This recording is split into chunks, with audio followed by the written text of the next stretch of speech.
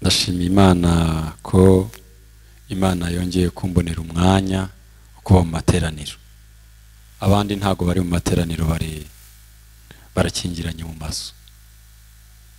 Ibintu byose ntabwo baterana, basenga, ariko Imana ishimwe ko njyewe yamboneye aka kanya nkaba nongeye kuza gutarama. Ubwo duheruka hano twari dusize abandi nanone bakingiranye mu mazu, nasize bari mu maganya menshi cyane, bibaza ubuzima bwo kuba mu nzu abantu badasohoka biragoye.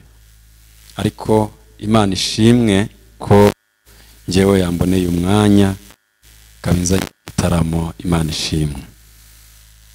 Ndashimira umuvandimwe twavanye Gidurayi, niho nari maze iminsi sabiga bahaguruka. Imana iguha umugisha, Imana imuha umugisha. Ejo twari kumwe Kayore turazana twararanye ahangaha. Imana imuha umugisha cyane, umukozi w'Imana, umuyobozi w'abayumbe mu rusengero rwa Lirizi. Ndabashimiye mwese, twari tubakumbuye kandi nishimiye kubona abantu benshi taherukanaga, ariko Imana igize neza. Noneho muze kunyemerera rero tuganire ijambo ry'Imana. Amen. Haleluya. Sinamenye niba ari ikibazo cy'imbeho iri nahangaha cyangwa niba ari imbeho yindi iri. Ejo nahoze mbwira abantu twari kumwe mu materaniro Kayore, ndababwira ngo umuntu azamenye agaciro k'ibintu iyo atakibifite. Igihe ufite ibintu ntuzumenya ko ari iby'agaciro. Umunsi babikwambura niwo munsi uzumenya ko uzi ko cya kintu nagiraga gifite agaciro. Ndi mu gutekereza nkavuga ngo wazanira nk'abantu biwaca amateraniro bo yafata neza, kuko amateraniro tugiterana evangeliste yarahageze ni ugukora mwirukanka amasaha 2 ntarenga. Baramije, bahimbaje, babyinye, batanze sadaka, amatangazo, amakorari, kubwiriza, na amasaha 2 atarengaho n'umunota, kandi mwese mwambaye agapfukamunwa. None mwebwe mufite amateraniro arambuye, mutambaye agapfukamunwa, ubareba arasa naho adafite agaciro kenshi. Ino ni igihe cy'imbeho, ni nkaho nyine igihe cy'imbeho bikomeye.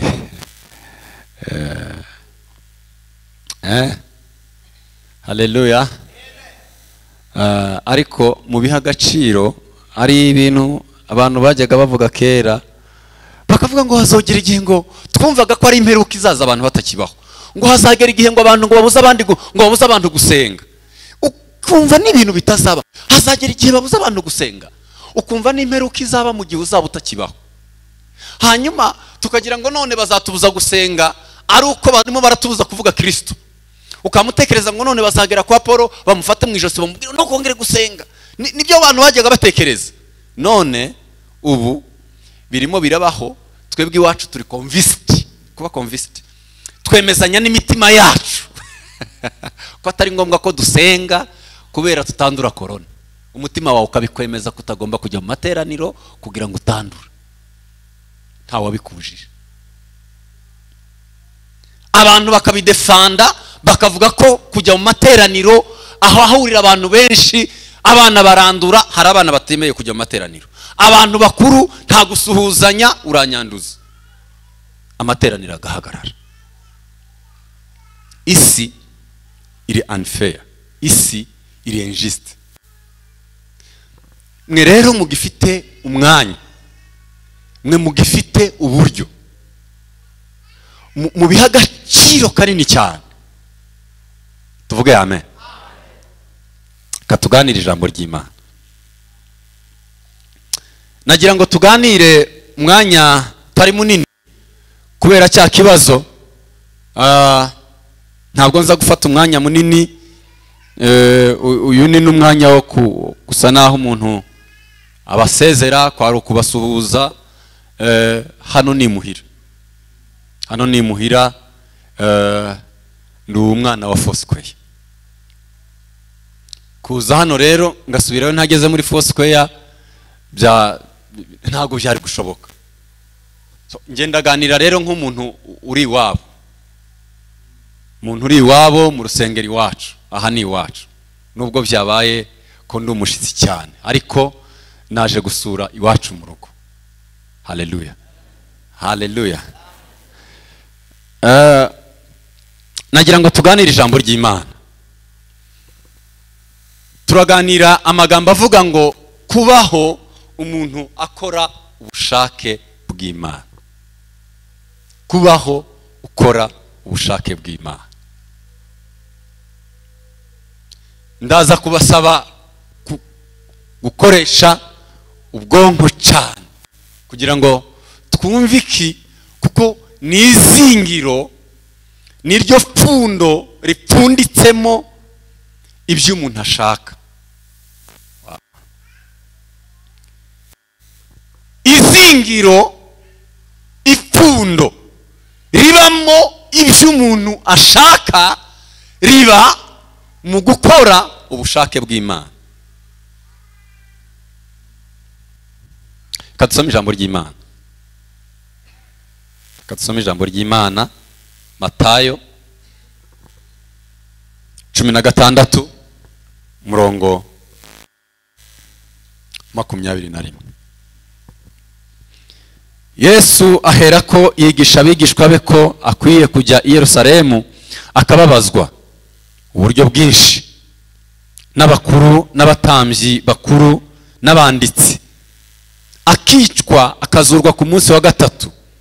Petero aramwihererana atangira kumuhana ati, biragatsindwa mwami Yesu, biragatsindwa mwami, ibyo ntibizakubeho na hato. Arahindukira abwira Petero ati, subira inyuma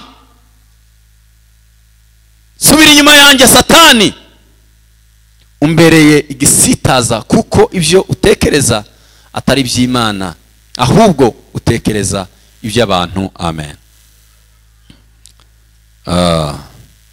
Icyo gitabo cya Matayo 26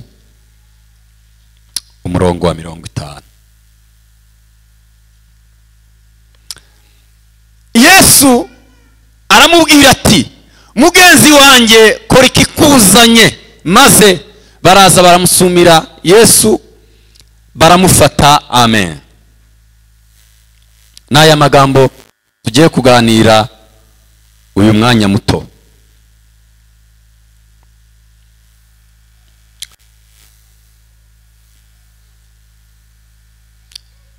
Umugabo nkunda wari umuhungu wa Ronald Bonke yabyaje ubutumwa, amwita umwana we mu gakiza. Yanditse igitabo nkunda akita ngo ni ukubaho mbere yo gupfa. Kubaho mbere yo gupfa, live before you die. Kubaho mbere yo gupfa. Asobanura amagambo avuga ni ryari umuntu ajya apfa mbere yuko abaho, hanyuma ni ryari umuntu ajya abaho mbere yuko apfa. Avuga uburyo abantu barya bapfa batarapfa, n'uburyo abantu babaho bagapfa. Abantu bapfa bakiriho n'ababaho bakabona gupfa. Ni ryari umuntu bijya bisa naho umuntu yapfuye ariko akiriho, kandi ni ryari umuntu ajya abaho hanyuma agapfa nk'umuntu wari uriho. Tuvuge cyane amen. Imana yaturemye, iturema mu mugambi wayo kugira ngo umuntu abeho agendera mu bushake bw'Imana. Niyo nzira y'Imana. Turabo yaremye, ituremeye imirimo ngo tuyigenderemo. nguyu umugambi w'Imana, yaraturemye ituremera n'imirimo, hanyuma ibyo umugambi w'Imana wari uko tugendera mu mirimo isa niyo yagenewe n'Imana. Iyo umuntu avuye muri wa murongo wa mirimo iyo wagenewe, iyo Imana yagutoranyije kugira ngo uyigenderemo, ukajya hanze yabyo, nibwo witwa ko wapfuye mbere y'uko upfa. Imana itwita ko tukiriho mu gihe twayobotse. Imana iturebera muri image, iturebera muri kamera ya yanzira yavuze ko umuntu agomba gucamo, kayikureberamo. Iyo ikubuze uri umupfu ugenda. Kirumvikanye? Iyo Imana irimo irareba umuntu wese, Imana ijya ivuga ngo dore umuntu naramuremye, utuma namuremye kugira ngo agendere muri iyi nzira. None njyewe natoye iyi nzira, ni ukuvuga muri iyi nzira yanjye ndapfuye. You die before you die. Upfuye mbere y'uko upfa. Kambabwira ikindi cya kabiri. Kambabwire rero kubaho mbere y'uko upfa. Icyo cyumvikanye? Imana irimo iratureba rero ikatwita ko turiho, ni igihe twayobotse inzira. Umuntu akayoboka inzira y'ubushake bw'Imana, Imana ikavuga ngo ariho hazajya gupfa, kageza ku munsi wanjye wo gupfa. Imana irimo iravuga ngo nguyu ariho, irimo irambona mu bushake bwayo.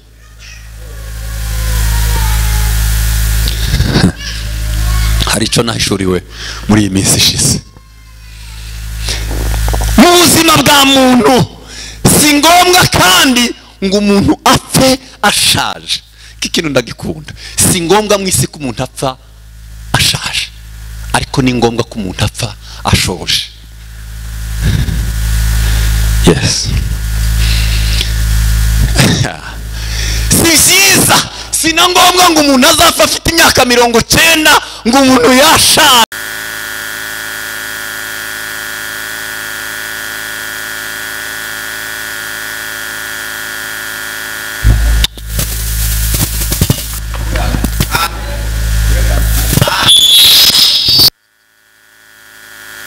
Iyo turi mu bushake bw'Imana, tuba turimo turamena. Imana igitwuzuza ubutunzi bwayo, ikabwira mukecuru, ikabwira umuntu wese, ikakubwira ngo dore genda uje kumena ku isi, hari ibyo ugomba gukora biri mu bushake bwayo. Buriya hari ijambo ba pasiteri bajya bavuga kenshi, bakavuga ngo dore uyu muntu tugiye gushingura n'ubutaka busubiye mu bundi butaka. Biba ari ngombwa ngo ube waramenye iby'Imana yagushizemo byose bishire, iki gitaka gisubire mu kindi, nta bintu by'Imana bikiba muri wowe, ugapfa wararangije. Warakoze ubushake bw'Imana bugashira, bwamara gushira bakagufata bakavuga ngo iki ni igitaka, nta bintu by'Imana bikiri muri we, iki ni igitaka dusubije mu kindi gitaka. Ariko igiteye agahinda ni ukuguhamba, bwa butunzi Imana yaragushizemo, waragendeye hanze y'ubushake bw'Imana, bakagushingura na bya bintu byose by'Imana. Niko gahinda gakomeye. Agahinda sako umuntu wapfuye, ni ukubaza ngo uyu muntu apfuye ashoje ubushake bw'Imana kuri iyi si.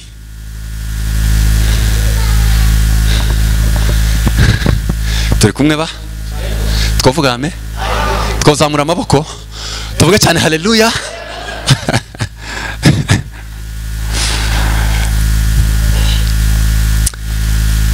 Muri ubuzima ntabwo ibyo dukora bijya biduha agaciro.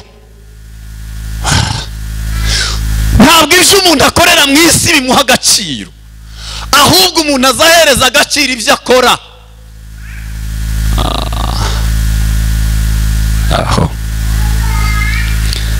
Ntabwo umuntu ibyo akora bijya bimuha agaciro.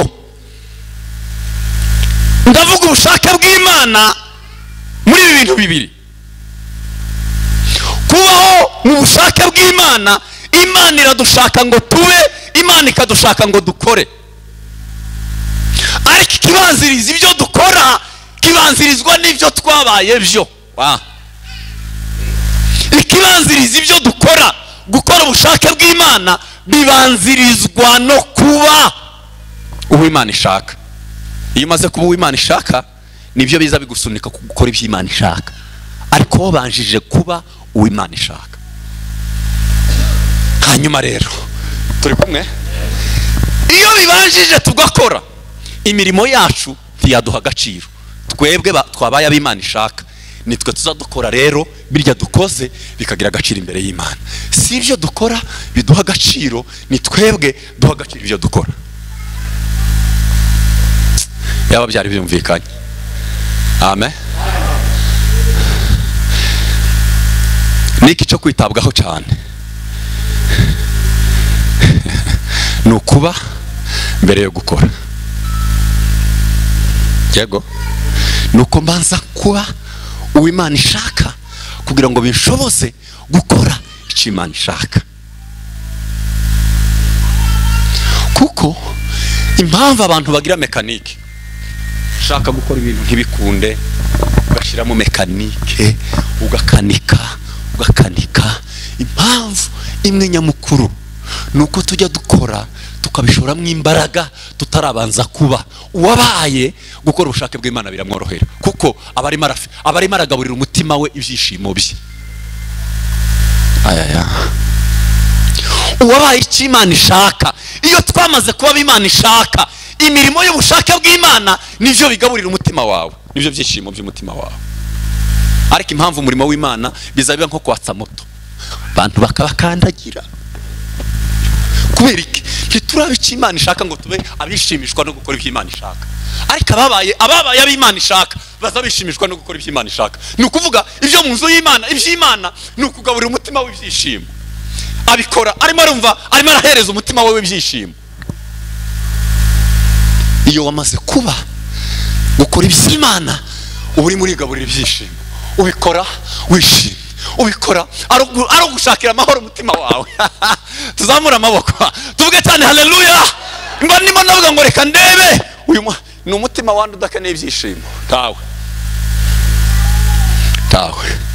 gukora ibindi bitari ibyo ngibyo ni umubabaro w'umutima. Ariko ujye ubikora urimo uragaburira umutima wawe ibyishimo. Kubera iki? Wabanje kuba icyo Imana ishaka. Uri icyo Imana ishaka, gukora ubushake bw'Imana si mekanike, biri otomatike.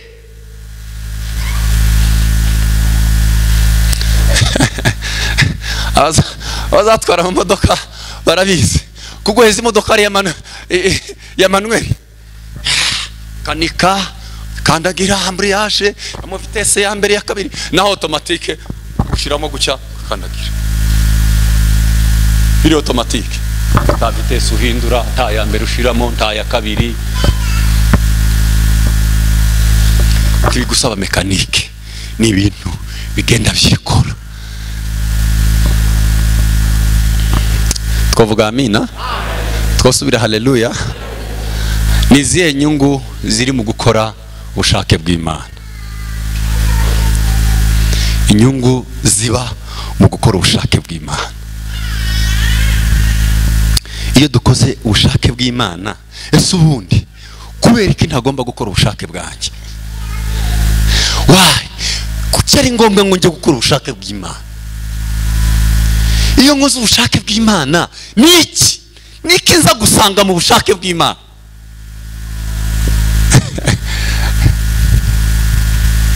Ese ubuzima bwanjye biri ngombwa ngo buyoboke ubushake bw'Imana, cyangwa nabaho nikorera ibyo nshaka?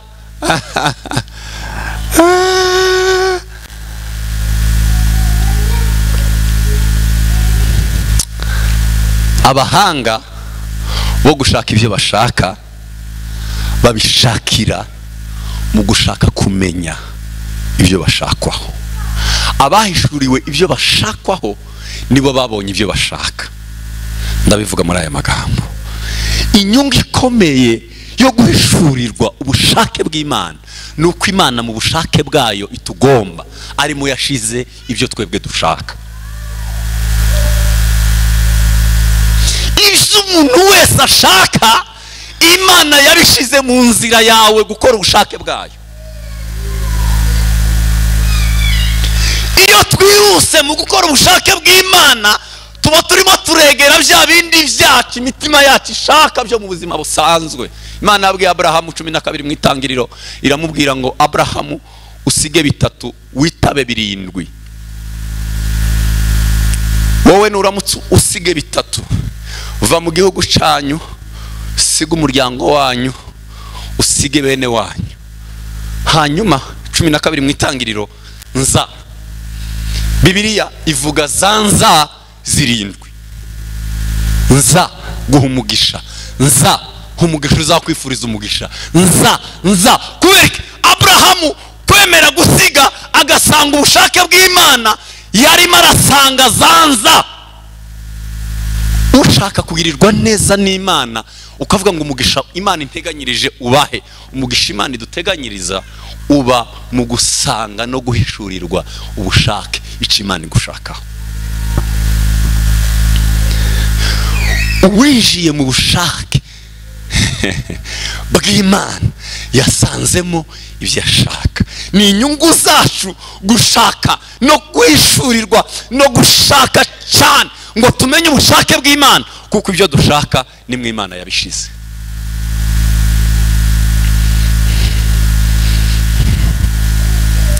Ibyo ushaka mu buzima, ibyo ushaka mu buzima, ibyo dushaka byahishwe mu byo dushakwaho. Ibyo umuntu wese ashaka Imana yabihishe, Imana yabishize mu gukora ibyo umuntu ashakwaho. Ukoze ibyo ashakwaho n'Imana azasanga ibyo ashaka muri ubu buzima. Ndabisubiramo, ikigero cyose cy'ubuzima urimo ufite ibyo ushaka muri ubu buzima. Hari umuririmbyi wo mu ndirimbo z'agakiza yaririmbye indirimbo neza, arasenga isengesho ntekereza ko rishobora kuba ari ryo sengesho ryiza mu masengesho umuntu yakora ku munsi. Aravuga ngo Imana y'ukuri komeza kunyobora, urancishe mu nzira zo gukora ibyo ushaka. Kubera iki yasenze iri sengesho? Nuko yarazi ngo Imana nimucisha mu nzira zo gukora ibyo Imana ishaka, nawe araza gusangamo ibyo ashaka bye. Mana y'ukuri komeza kunyobora, urancishe mu nzira zo gukora ibyo ushaka. Nindamuka nciye mu nzira zo gukora ibyo ushaka wowe Mana, nanjye ni amahirwe yanjye ko ndi busangemo ibyo nshaka.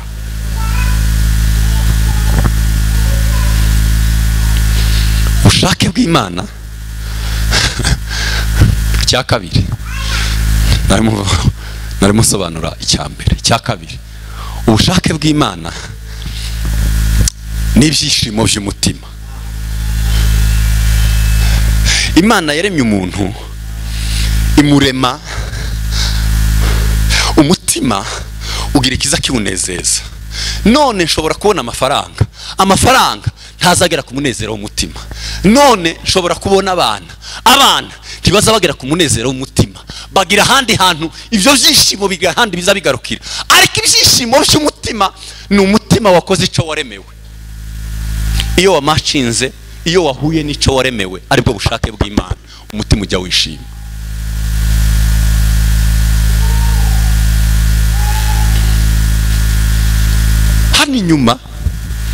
Hano inyuma bijya bisa naho biduhanda. Hari ibintu bibiri bitandukanye, ubushake bw'Imana n'ubushake bwa Satani. Ubushake bw'Imana bubanzirizwa n'ubure hano, ariko bikamera nka bombo. Iyo ukomeje kunyunyuza ni ugusharira kugana mu buryohe. Niko ubushake bw'Imana bumera, ni ugusharirirwa kubanziriza uburyohe. Ubushake bwa Satani ni uburyohe bukurikirwa no gusharirirwa kubi. Muri gihe ibya Satani bituzaho biryoshe, very sweet, ariko bwa buryohe butujyana mu mubabaro muremure. Biza biryoshe, kararyoshe. Niko ubushake bwa Satani bumera. Iyo akikuzanira azakikuzanira ari uburyohe, ariko uko ukomeza kujya muri bwa buryohe bikakuganisha ku bubabare bubi cyane. Iby'Imana bitangira birura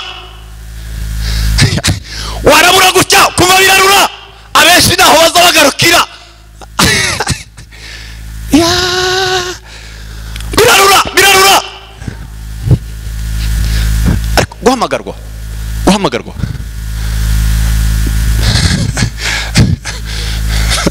hari abaza bahamagarwa yahamagarwa gutya akabakoroganya n'umugore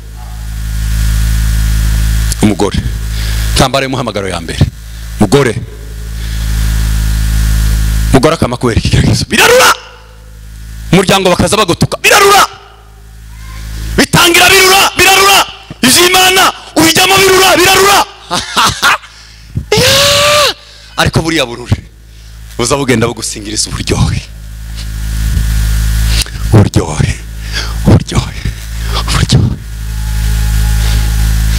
tuvuge amen, tuvuge kandi haleluya. Kora ubushake bw'Imana. Niyo bimeze gutyo, iyo umuntu ari mu bushake bw'Imana, uzovuga ngo nubwo hano inyuma barimo barantuka, hari inyigisho nkunda kwigisha yitwa From Dream to Destiny, ubuzima bukuru umuntu mu isi y'inzozi. From Dream to Destiny, mu isi yo kurota bukugeza mu isi y'ibyo warose. Iyo baguhanuriye, iyo ufite inzozi n'urugendo, habisi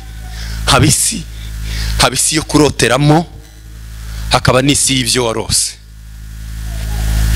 Ariko mubonye urugendo nkoze, haba urugendo.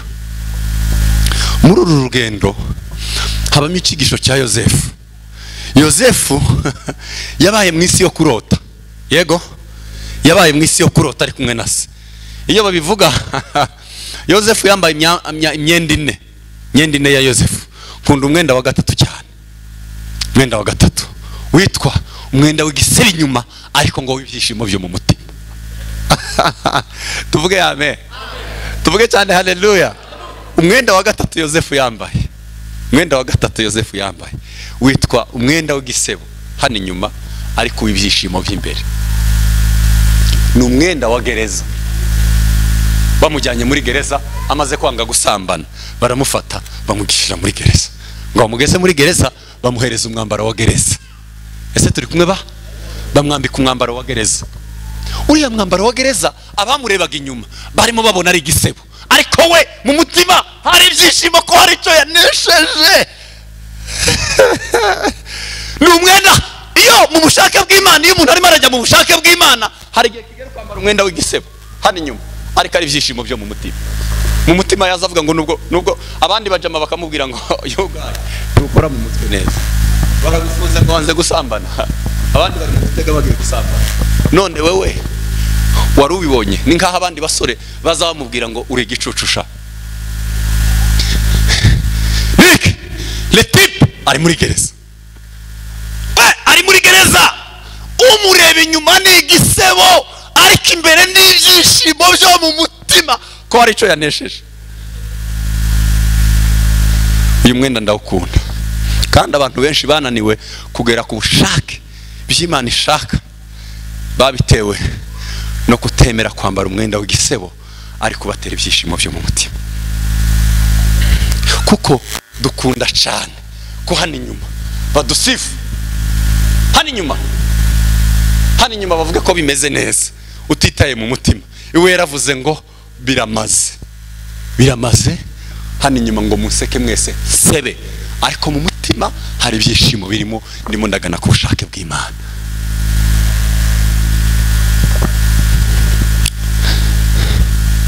Haleluya.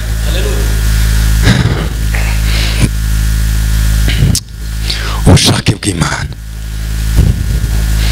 muri Yohana ibice 9 umurongo wa 4. Ndagaruka no kuri bya byanditse twasomye.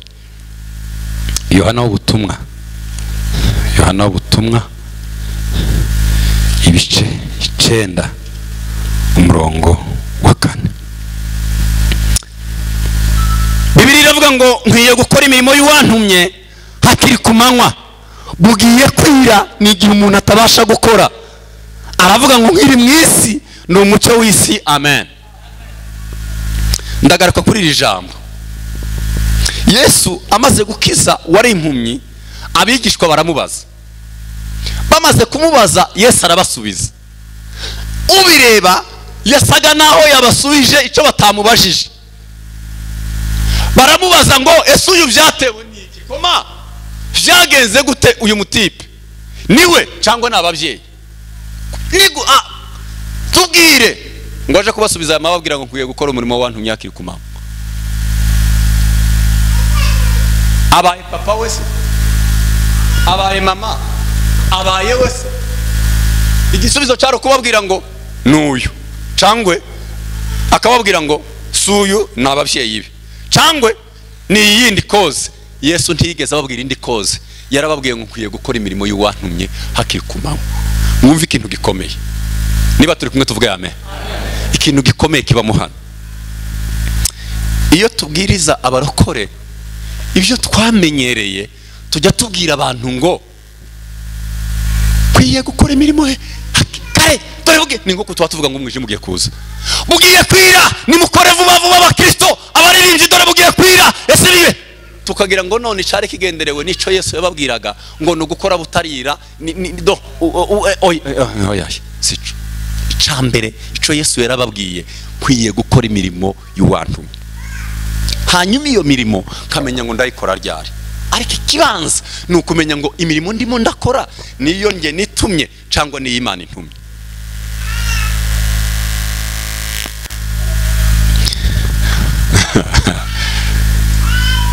Abantu bakora imirimo y'Imana hari abantu barimo barakora imirimo y'Imana ivuye mu bushake bwabo yitwa iy'Imana, hakaba ne barimo barakora imirimo y'Imana ivuye mu bushake bw'Imana. Yesu aravuga ngo kwiye gukora imirimo apana y'Imana iyo nitumye, iy'Imana intumye. Niki dukeneye kwibaza mwese hano? Birashoboka ko muri abarokore, niba hari abatarakizwa ni bake, kandi twese twisanga mu murimo w'Imana. Ico kwibaza mbere yo kumenya ngo burimo burira n'igihe umuntu atabasha gukora, dukeneye kwibaza ngo ndimo ndakora imirimo y'Imana intumye cyangwa ndimo ndakora imirimo y'Imana iyo nitumye. Niyo mbwirijwe n'Imana gukora cyangwa niyo nibwirije gukora ngewe abantu? Oya, mu guhamagarwa habamwe ibintu byinshi.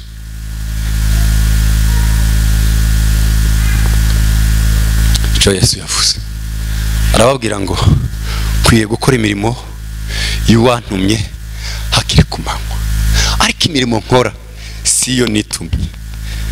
Tegera wumva ijwi ry'Imana umenye ngo iyi mirimo ndimo ndakora ni Imana iri mu bushake bwayo cyangwa iri mu bushake bwanjye. Umunsi abantu bazagera imbere y'Imana ngo bazabwira Imana, tuvuge amen, ngo bazabwira Imana ngo twarahanuraga, ngo twarasengaga, kandi bavuge ko babikoraga mu izina rya Yesu. Umva ikintu cyantangaje, ngo bazamubwira ngo abarwayi twagaza tubakiza, abarwayi nimukire, ngo abarwayi bakamakira mu izina rya Yesu. Ibimuga nimuhaguruke, ngo ibimuga bikamahaguruka mu izina rya Yesu. Ariko ngo nibagera imbere y'Imana ngo Imana izababwira ngo ntabwo mbazi, sinigeze mbamenye. Ese babikije mu izina rya shitani, kandi ngo bazomubwira ngo yaye ngo biriya byose twakoraga, tuzamura amaboko tuvuge amen, biriya byose twakoraga ngo twabikoraga mu izina ryawe. Ngo Yesu yamababwira ngo yaye mwebwe simbazi.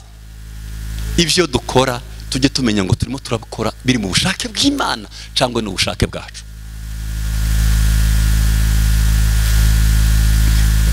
Yesu azabakiza abarwayi, azabahagurutsa ibimuga iyo babikoze biri mu bushake bw'Imana.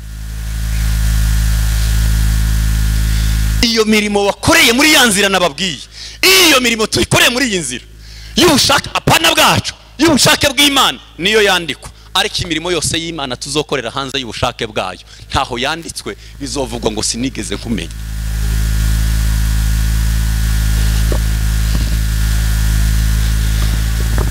Turi kumwe ba?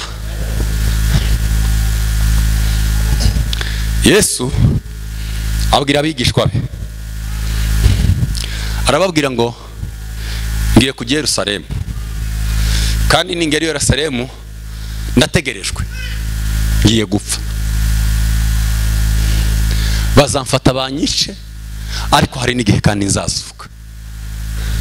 Hanyuma tuvuge amen. Ababwira ayo makuru arimo kubigisha, yari umwigisha. Arababwira ati tuzagenda Yerusalemu, ariko nitugerayo. Amen, haleluya.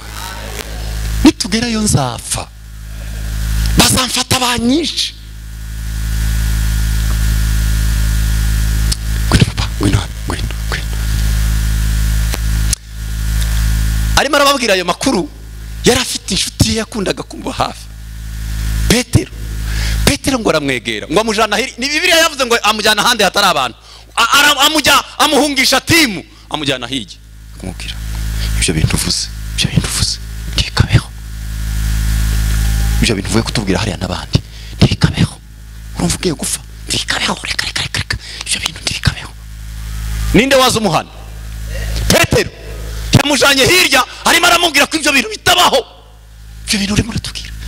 Yesu Petero yamujanye karamubwira ntikabe, ugende ubivemo, tureke ku Yerusalemu, ugende uje gupfa. Tuvuge amen, tuvuge cyane haleluya. Yesu aramubwira ngo wowe umva inyuma shitani, kubera ko Yesu yise Petero shitani.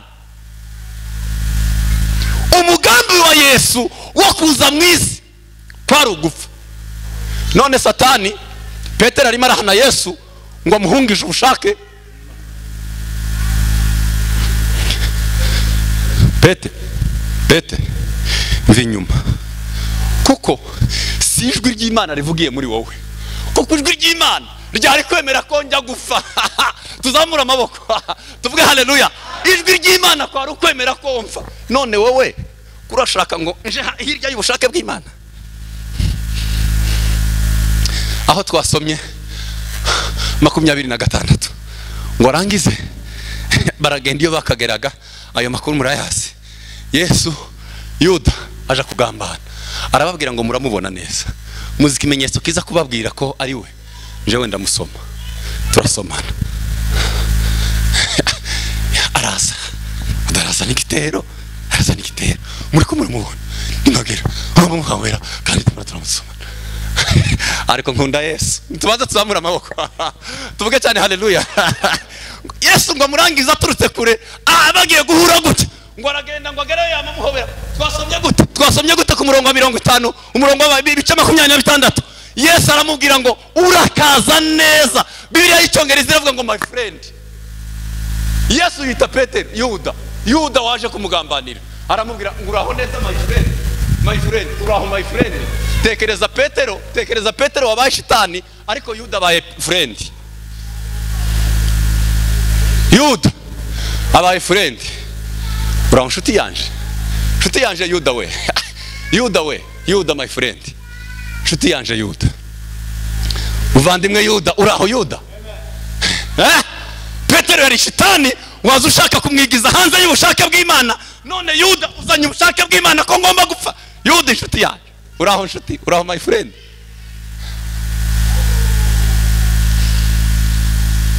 Tuvuge amen. Ninde nshuti mu buzima, ninde mwanzi mu buzima? Ninde nshuti yawe mu buzima, ninde mwanzi wawe mu buzima? Ejo bundi waba bagabo nahoze mbabwira ngo nugira ibyago muri iyi si, mwene wanyu akaguhamagara, kitaba umuhamagaro wa mwene wanyu, zo ufite ikibazo gikomeye, kitaba mwene wanyu po bitira bakicara bakavuga ngo twitabe. Uzokubwira gutyo aduri yoza ninjira akafatira icyuma gutya akavuga. Umuntu kubasha kugukura mu bushake bw'Imana niwe mwanzi mu buzima, kuko arimo aragutandukanya n'umugisha wawe, kuko umugisha wawe uhishe mu bushake bw'Imana, uhishe mu cy'Imana iguhamagarira. Iyo rero wagize malchance ukitaba umuntu, inshuti yanjye ya mbere mu buzima ni umuntu wongirira nabi arimo aransunikira mu bushake bw'Imana. Ese kirumvikanye? Nibishaka bibe urimo kungirira nabi, wongirira nabi kose, ariko urimo kunsunikira mu bushake bw'Imana, uri best friend, uri inshuti y'amagara. umwanzi mu buzima aduye mayi mu buzima nuwonzanira ibintu by'ibihendo byiza arimo aranjyana hanze y'ubushake bw'Imana aduye mayi ukabona umuntu ukaraguhereza ubuntu bwiza twiza akira utuntu twiza ariko ukabona karakujana hanze y'ubushake bw'Imana n'umwanzi mu buzima. Ntaco bitwaye uko waba urimo kungirira nabi, ntaco bitwaye ibyo wankorera byose, ariko nkamenya ko aho urimo kuransunikira mu bushake bw'Imana. Ntaco bitwaye.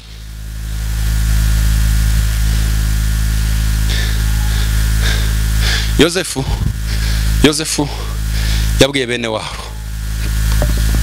Yosefu yabwiye bene wabo, arababwira ngo mweho mwahoze mutekereza kungirira nabi, umugambi wanyu kwarukungiye mu rwobo kwarukungurira nabi, kungurisha kwarukungirira nabi, ariko mwarimo musunikira kuri kingiki ngo nzoba sofe, nzabarengera mu gihe gisaniki. Dore ni nkaho yakababwiye ngo iyo mutajya kubikora uyu munsi twari kuba twese turimo turapfana, ariko icyo mwakoze muri kugira ngo ko muragira nabi kwarukungeza kuri za nzozi zanjye. Umuntu nubwo yongirira nabi arimo arasunikira ku nzozi asunikira mu bushake bw'Imana. Uko waba uri murangirira kose usunikira mu bushake bw'Imana, uri inshuti. Ngiyi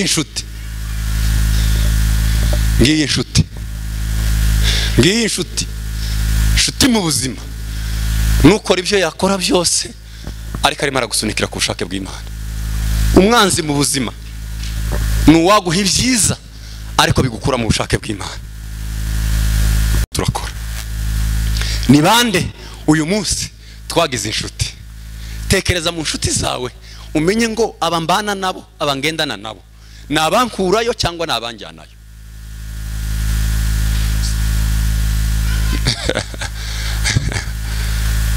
Abatubana buri munsi barimo baramfasha kungezayo cyangwa barimo baramfasha kuvayo.